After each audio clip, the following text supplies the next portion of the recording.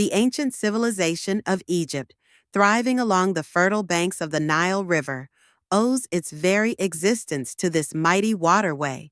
Known as the gift of the Nile, Egypt's development, culture, and prosperity were intrinsically linked to the river's annual cycles and sustenance.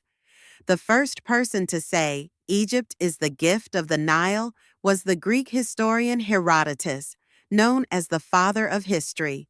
Herodotus lived in the 5th century BC. He visited Egypt and wrote about it in his famous book, The Histories, in which he indicated that Egypt owes its existence to the Nile. To understand the essence of Egypt being recognized as the gift of the Nile, one must consider both its geographical and cultural implications.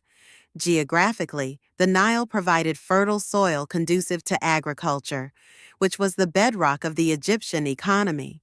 With the surrounding desert land inhospitable for farming, the Nile's regular flooding deposited nutrient-rich silt along its banks. This natural process transformed the arid landscape into a flourishing agricultural hub, sustaining crops such as wheat and barley, vital for consumption and trade. The river's predictable flooding allowed Egyptians to devise an agrarian calendar, aligning planting and harvesting cycles with the river's ebb and flow, thus ensuring a stable food supply. Moreover, the Nile served as a crucial transportation artery, linking Upper and Lower Egypt while enabling trade and cultural exchange with neighboring regions. The ease of riverine transport facilitated the movement of goods, people, and ideas.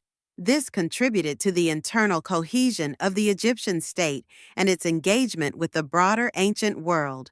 Culturally, the Nile was deeply woven into Egyptian mythology and belief systems.